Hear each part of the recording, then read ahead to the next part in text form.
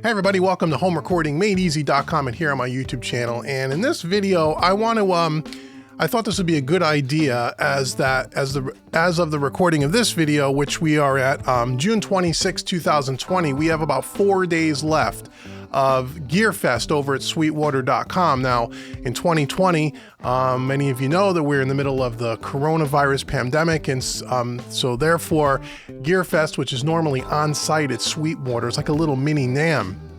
They have all kinds of vendors and celebrities and performances and training classes, and it's open to the public where people can go and actually check stuff out, put their hands on stuff, purchase stuff if you want to, and check out their wonderful facility. And I was scheduled to go this year, like probably some of you, but due to the coronavirus, unfortunately, we're all kind of sequestered and we can't go, and they don't have, so Sweetwater does not have it on site, but they are doing it online. And so as one of their affiliates, you know I love Sweetwater, I've been talking about them forever. I'll have all the links in the description box below, that if you use the links in the description box below, when you purchase anything at Sweetwater.com, I get a small commission. It helps me continue to support the Home Recording Made Easy YouTube channel and allows me to do 2 to 3 new pieces of content for you guys every single week. So if you're going to purchase something from Sweetwater, no matter what it is, today, tomorrow, next week, next year, if you take the link that's in the description box, copy it and put it on your desktop, you can use it at any time. And I thank you so much in advance, and I truly mean that. Thank you for doing that for me. But Sweetwater's fantastic. Anyway, GearFest 2020 ends in 4 days. I wanted to shoot this video because I got a question this week from one of my followers that asked me about a monitoring system, their studio monitoring system, and the question went something like this. So they said they've been mixing for a while, they've been taking a lot of my mixing courses at homerecordingmadeeasy.com, and they think their mixes are getting better, they're really starting to come along, but they feel like they've kind of plateaued, they kind of hit a ceiling. And one of the things that this person was evaluating was their gear and what did they have. And they started off with very entry-level equipment, and they feel like they're ready to move up. They're not really sure what to buy, should they buy, what should they invest in first. They really want to get better at mixing in their home studio, and they want to know if there's anything that they can purchase that will help them in that, and asked me, Dave, what is your monitoring setup? They asked me specifically about my speakers, but I want to talk to you more about just the speakers. It's really an entire system, what I'm calling your monitoring system. And I want to show you the different items that kind of build that monitoring system and talk to you about what I have gear-wise, and that can help maybe give you help you with making an informed decision. Everything that I talk about in this video, the links will be in the description box below. You can use them to go out and purchase something. But if you decide to buy another item instead of the thing that I'm recommending, that's totally cool. Again, if you use the link in the description box, you're helping me out and I appreciate it. So let's talk about our monitoring system. A lot of people think that means speakers. And it does mean speakers. We'll get to that. But when we talk about being able to get good quality mixes in your home studio, and most importantly, getting those mixes to be able to translate outside of your studio, meaning when you take it out of your studio and you go bring it to your car, or you listen to it on your headphones or your earbuds, or whatever type of audio system you want to listen to that music on, you want it to sound the same. In other words, you want to make sure that it's balanced, that it translates well. More times than not, I get all kinds of questions about when I have it in my studio, it sounds great. When I bring it to the car, it sounds terrible. The lows are way too boomy, or the highs are way too low, and it's a whole, thing of, and people ask, why doesn't my mix translate? Well, it starts with more than just your speakers. It really starts, and I want to take you from the very beginning. We're going to work backwards up to the speakers, okay? So the very first thing we want to look at is the room, and more specifically, acoustic treatment in the room. Acoustic treatment is the number one, probably the most important thing that you need as part of your monitoring system, which consists of a bunch of different components. So when we talk about acoustic treatment, everybody's room is going to be a little different, and what you purchase is going to be highly dependent on the room that you're in. So we're going to discuss, for argument's sake here, that maybe you're in something like a 10 by 10 square spare room in your house, spare bedroom, your basement, something like that. That's where the majority of us are kind of working, right? In a spare room in our house, let's say it's a 10 by 10, 12 by 12, typical square room with a door, maybe a couple of windows, okay? And typically you'll have your desk at the front of the room there, one end of the room facing, you know, out. Okay, so the first thing you want to do in a square room is you want to make sure you have bass trapping. Okay, you want to make sure you have bass traps in the four corners from floor to ceiling. And let's talk about bass traps and acoustic treatment. So if we come over here, there's a lot of acoustic treatment at Sweetwater. Okay, Prime Acoustic is a fantastic company, makes real high quality stuff. It's built to last, it looks good, and it's effective. And then also you can look at stuff from Auralex. There's other companies here. You can search by different types of treatment. You can search by different companies, but let's just look at bass traps, for example. As we're talking about bass traps, you want to make sure that from floor to ceiling that you have bass traps, especially in the front of your room, nearest to your workstation. And unless your room is greater than 15 feet behind you, if it's less than 15 feet, I would say you want to have in the corners, floor to ceiling, bass trapping. Now, depending on, you know, your budget and, you know, how you want it to look and so on and so forth, will be different price points. But here's some by Auralex. These are the standard foam bass traps here that you can get, and you can get 4 of them here for $250. And again, if they're going to go floor to ceiling, and let's say you have 8 or 9 foot ceilings, typical standard room, you're probably going to need to stack 2 or 3 of these on top of each other per corner, depending on how high they are. So you could take a look at those. These are 4 bass traps here for $250. You might need a couple of packages of that, or you can look at other types of bass traps here by Prime Acoustic. Prime Acoustic is also going to make bass traps that are flat on the wall, that are more flat, something like this. This is not a corner trap, but if we're talking about corners, you probably want them in your corners. So you want to take a look at that. So there's a bunch of different ones here, different sizes, different colors. What's great about Sweetwater is you can talk to them and they'll help you with a frame. They'll help you with Auralex, and I think Prime Acoustic does this as well, do a free room analysis where you give them some dimensions of your room and they'll help you pick what's appropriate for your room, based on your budget, so on and so forth. So you definitely want bass trapping, without doubt. Corners, floor to ceiling. The other thing you're going to want to look at is you're going to want to look at the or knock down the reflections with some of the standard foam, right? So when we talk about first reflections, if you're sitting in your mixing position like I kind of am right now, you have your side walls here, right, left and right, and where the sound comes out of your speakers and hits those walls and bounces back and hits you in the ears, those first reflections, you want to make sure that you cover those with some kind of studio foam as well. So again, we can look at here's absorption panels. Again, by bunches of different companies. Prime Acoustics and Auralex are probably the 2 top ones. And again, they have all different types of kits here. Here's a Prime Acoustic kit that's in black, which has these nice, attractive panels that you could put up on your sidewalls. They also have some square ones here as well. Again, they're not too expensive and they last you a lifetime. And they are the most important thing, by far, is acoustic treatment. When we talk about monitoring, accurate mixes, acoustic treatment. Okay, so you want your bass traps, you want your first reflections, and then if you have the budget, or at least that's where I would start, you can also, some people will also put clouds above the mixing position, depending on what your ceiling material is. You can do that. There's some other things that you can do, but and depending on your room, Auralex or Prime Acoustic and Sweetwater, they can help guide you to how much trapping and how much acoustic treatment you really need. But I would start at the very minimum with bass traps in the corners, cover the first reflections, and depending on how far your back wall is from you, if you have a flat back wall that's 10 feet or less behind you, you may also want to use some diffusion back there. Okay, you may want to use a diffusion panel, and again, they have diffusion here as well at Sweetwater as well. So acoustic treatment is the #1 thing, and again, if you click the link in the description box, it'll bring you to this link here, and you can check out the acoustic treatment by type, by company. Make sure you do that. Okay, now once you got the room taken care of, the next thing is, well, what kind of speakers do you have, and what kind of speakers do you want to use? So I'm going to show you what I have. I'm going to talk to you for a second about this. So I personally use the Focal Solo BE 6.5-inch powered monitor. These are $1,500 each, so it's $3,000 for the pair. I've had these for about going on 5 years. Absolutely love the Focal sound. Now, Studio speakers and monitors are a very subjective thing, and they all sound different, and they come at all different price points. And so what I like, the Focals, you may like something completely different by different companies, and there are a lot of companies that make very good monitors. Okay, and again, if you click a link in the description box, you can come out to Sweetwater and you can check out all the different brands. The thing about monitors is, you know, one of the things I love about shopping at Sweetwater is you can get a set of monitors and try them out in your space. If you don't like them and you keep them in perfect condition, you can send them back and you can audition some monitors.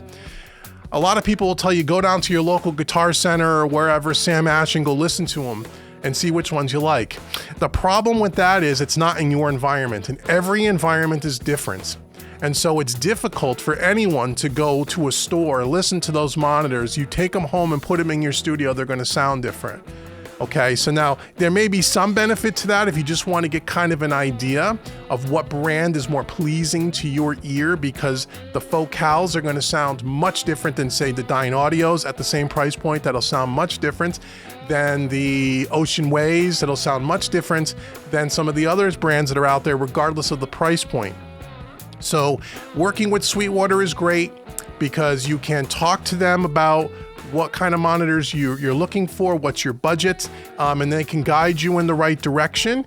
And if you don't like them for some reason, you can send them back and you can get yourself another pair until you find something you're happy with. And that is the number one thing I love about Sweetwater, is they will work with you on that. Okay, something like speakers, they understand it's so subjective, and what I like, you may not like, but I can tell you as a starting point, the Focals are great. Now, they make Focal speakers that are less expensive than this, and they make Focal speakers that are much more expensive than this. Now, here's what we'll talk about price when we talk about monitors.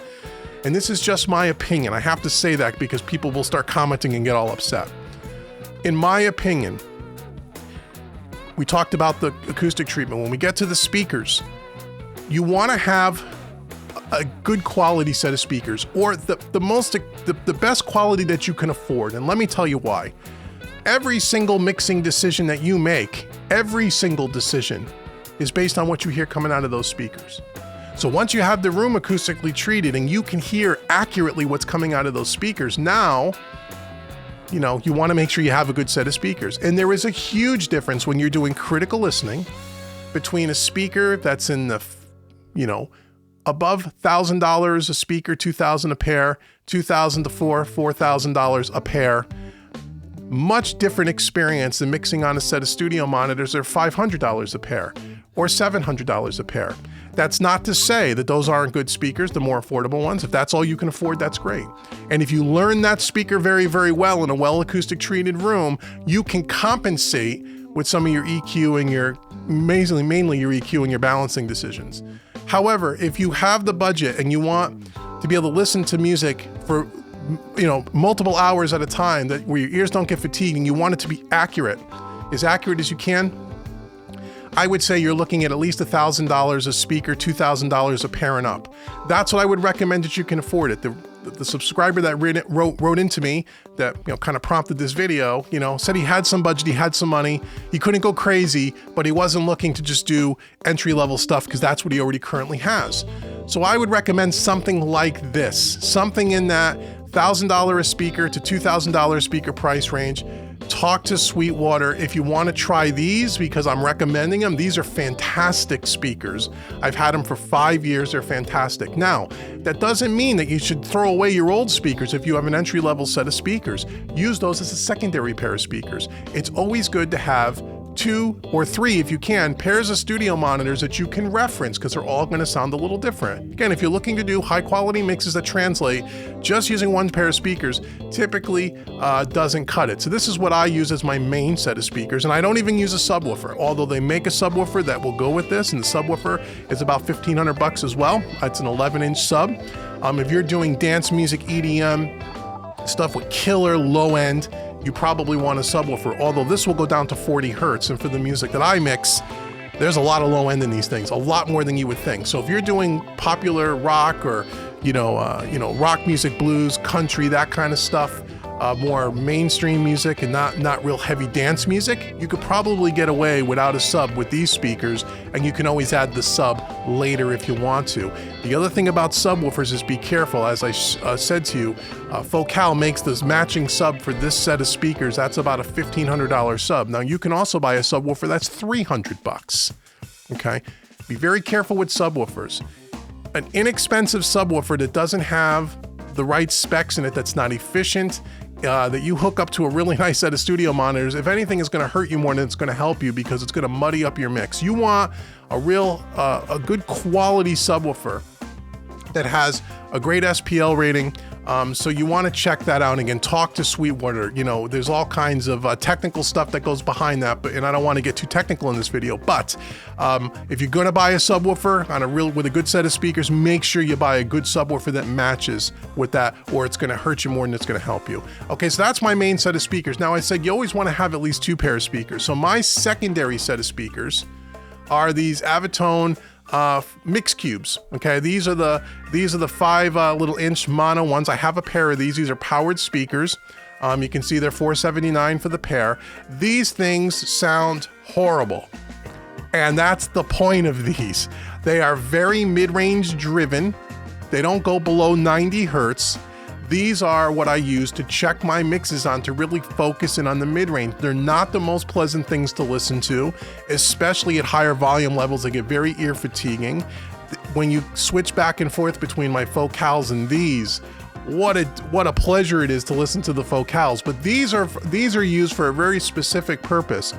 These speakers absolutely tell you what's wrong with your mix in the mid-range, absolutely, without question.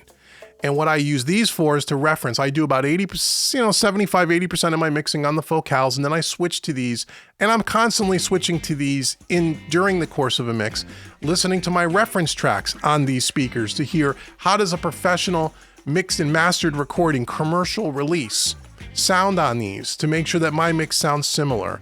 This is a great way for you to really manage your mid-range and to get your mid-range under control and make sure that you don't have way too many mids that are harsh and cloudy, because when you're listening to your mix on a really good set of speakers with a lot of low end, you feel the low end and you don't really notice the mid-range as much, and these are excellent for that. Okay, so always have, in my opinion, 2 sets of monitors, your main monitors and a set of low, something like this, or maybe your cheaper speakers that don't sound as good as your main speakers. That's going to help you, but that's what I use. Okay, people want to know, this is what I use. Let's see, then the next thing we want to talk about is your audio interface. Once you got beyond your speakers, we want to talk about your audio interface, and specifically the D to A to D converters in your audio interface, which makes a huge difference. So when we talk about audio interfaces, a lot of times we talk about, well, how many preamps does it have? How many inputs? How many, things do I want to record simultaneously? We talk about the outputs, how many outputs it have, because maybe I want to run it to some analog gear and do analog summing, or run my mix out of my DAW into some hardware EQ and compression and back in. So we're always looking at preamps, inputs, and outputs. The one thing that people tend to overlook is the quality of the converter. Okay, and there is a difference. So let me show you what I use, and I just recently upgraded mine. So I'm using the Universal Audio, the X6, for my audio interface. I was using an older Apollo interface that had 8 sets of inputs, and I upgraded to this, and this one only has 2 sets of inputs on this particular one, because I only record 1 or 2 instruments at a time. I don't record full bands in my studio anymore. And with this new release of the X series, I was told by my wonderful sales engineer, Aaron, over at Sweetwater, and I've also heard this and read this on Universal Audio's website, that they really stepped up the game in their converters, especially with this. And so I was in the market for an upgrade, and also with the X6, you have more DSP inside of your interface for your Universal Audio plugins, where before I was using an Apollo Duo. So I got really 4 more DSP chips in here, less preamps, because I don't really need all the preamps, but more importantly, the converters. So the thing about your monitoring system is that it's super important. Again, if you're going to have really good quality speakers, you're going to have your room really well treated.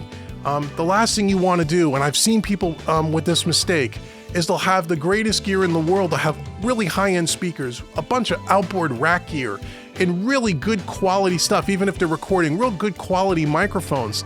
And then they stick it into a $200 interface with crappy preamps and crappy converters. Now, if we're just talking about, that's not, again, your system is only good as your weakest link. So what I tell people, especially for mixing, if you want to do critical listening, you want to make sure that the A to D and the D to A conversion is as transparent and as clean as possible. And I've done personally in this studio A/B tests between a $300 PreSonus interface, which again, I'm not knocking PreSonus because Focusrite, any of those companies that make a $300 interface with 8 inputs on it. And I A/B'd that side by side with this particular interface that we're looking at, the X6. And the difference was night and day. The difference was night and day. There was an absolute audible difference. And I'm talking about probably a 10 or 15% difference in the sound quality, where the cheaper interface sounded a lot more clouded. It didn't seem like the music seemed a little bit more narrow, almost more mono. It didn't have that stereo separation. And there wasn't the detail and the clarity, where something like this interface instantly heard when I switched A/B that the clarity was much more crisp. The mix got wider. It was unbelievable. I couldn't believe it. And it was like that mid-range kind of mask kind of went away. And you would expect that this is what, a $2,200 interface. You would expect it would sound better than the $300 interface. So I'm not knocking any of the PreSonus gear because I've owned some of their stuff and it's great. It's great consumer grade stuff. But if you're talking about stepping up your game and you're ready to make that investment, as my student was that wrote into me, then something like this I would recommend. Now, if you don't want to get into the universal audio system because you really don't want to use their plugins, you're not into their DSP, but you want something with some good quality converters in there, you can check out things like the Motu. The Motu is really known for having really good high quality converters, a little bit cheaper than this. But what I would tell you when we talk about audio interfaces, you want to ask yourself, how many inputs do I need for preamps? And you want to get the highest quality thing that you can afford. I'm not saying you need to spend $10,000, but if you're going to upgrade. You're going to start around that $1,500 range to about $3,000 range for an audio interface. And if you don't need any preamps and you have a bunch of outboard hardware gear, you can look at things like Apogee and some of those other things where they don't have preamps, they just have a bunch of line ins and line outs, and you hook up your external hardware to it. You can do that as well if you have a bunch of really nice preamps that you really like. But for people that don't have that want it all built in one box, I recommend Universal Audio. I love them. The plugins are secondary to the fact that the unit has great preamps, great D to A to conversion. And that is important. And believe me when I tell you, there is a sound difference. I heard it for myself. It's not hype, okay? This thing sounds great, but there are other companies as well. Again, you could talk to your Sweetwater sales engineer, okay? So now from the converters, from the audio interface, the next thing that I have in my studio is a monitor controller to control my 3 pairs of speakers and to control the volume and all of that stuff, and to also control headphone mixes and those types of things. And what I'm using is the Heritage Audio Ram 2000. Okay, this is a recent purchase for me. For years, I was using the PreSonus Monitor Station 2. Great unit, worked great, but just like with the converters, the signal now is going to run through the monitor station. And as I was upgrading my monitoring system, I saw this and talked to a few people about this, and they say again, they were shocked, and I didn't realize myself that your monitor controller can also add a color if there's a converter inside of it to your sound. And if you want something clean and transparent, you want to get something a little bit more high-end, and this is what I purchased, and I love it. This thing is unbelievable. It does all the same things that the PreSonus Monitor Station does, but it sounds crystal clear, no coloring.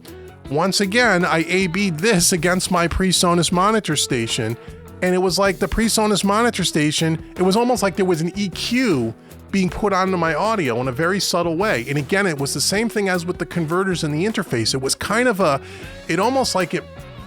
you lost the upper mids and some of the articulation and some of the clarity. It almost seemed like there was I wouldn't say a veil was put on the speaker. It wasn't that drastic, but it was definitely a more, I wouldn't say muddy, but a more clouded sound. And again, it seemed like everything was more narrow just like with the interface, as soon as I plug this thing in, I can hear the width, I can hear the depth a little bit more, and most importantly, from an EQ tonal perspective, it was exactly the same. It was not any different. I didn't hear with this like there was some kind of an EQ put on it. So again, the PreSonus monitor station, great piece of gear. I used it for years. You know, you're talking about a $300 unit. This is a $1,000 unit. And again, you can get monitor controllers that go up to $3,500, $3,600. Not saying you have to do that, but again, if you're looking to upgrade your monitoring setup, you want every single piece in the chain to be of the same quality level, because your system is only as good as your weakest link. This is what I use. This is a great piece. I highly recommend it. And I've tried a few of them. This thing is awesome, and it's built like a tank. It'll last you 1,000 years. Okay, and then from the last thing, that's the main components. And then the last thing I want to talk to you about is cabling. Here's the one thing that everybody, you know, not everybody, but a lot of people miss out on. They put all this great gear in their studio, cost thousands of dollars, and then they put the cheapest cables they can buy.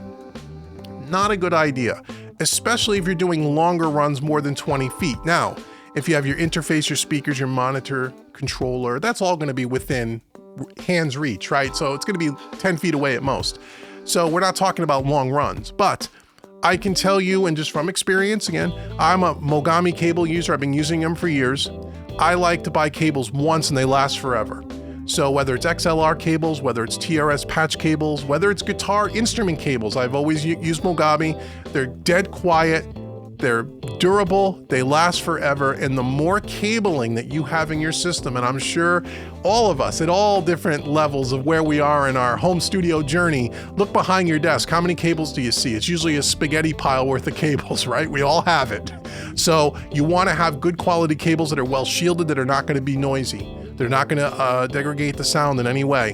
There is a difference in cabling, okay? So I would recommend Mogami cables, but they do make other cables that are even higher priced if you want to go that way, if you have the budget. But I would not recommend, you know, buying, and here's a 15-foot XLR cable for $61. You know, that'll be the last cable you ever have to buy at that length. I would not recommend buying a 15-foot microphone cable for $15 or $20. I just wouldn't. It's not going to be the same quality, okay? So keep in mind, if you're going to put all this high quality gear in your studio and you're looking to upgrade, make sure you got your cables in check. Okay. Now, lastly, if you're on someone that's on a little bit more of a budget, you can't go buy speakers and you can't go buy, you know, a monitor controller. You only have one set of, you know, you're not going to worry about all of that, and you can't get the acoustic treatment. The other thing you can do for mixing, if all that is going to be a little out of reach, is get a good set of quality headphones.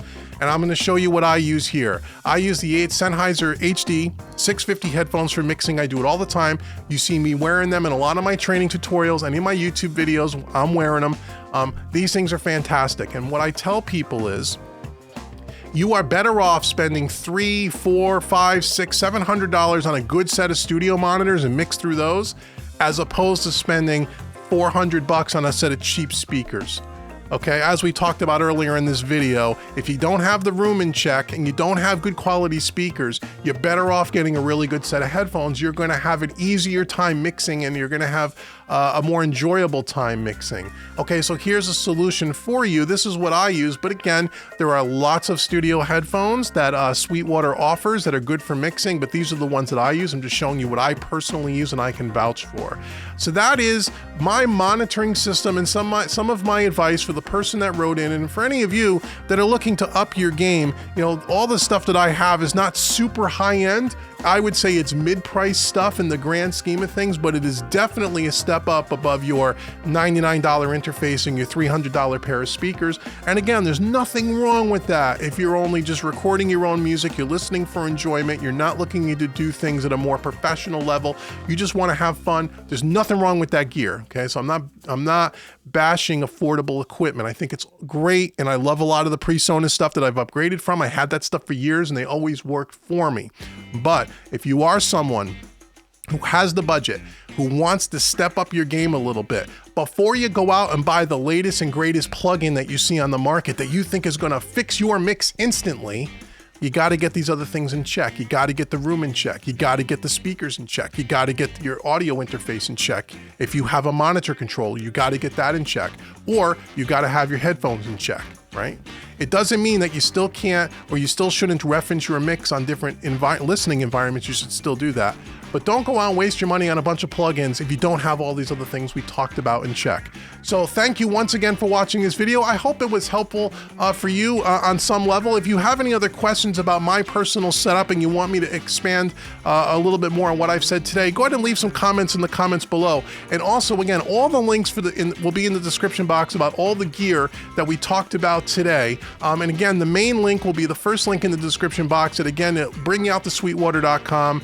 And that is my affiliate link. And again, thank you so much in advance for using that. Again, it doesn't cost you anything more, but it does help me and support me so I can continue to do free content for you here on YouTube. So make sure you click on that link in the description box below. And again, if you're watching this video, we have about another 4 or 5 days for GearFest where they have a bunch of different deals and discounts.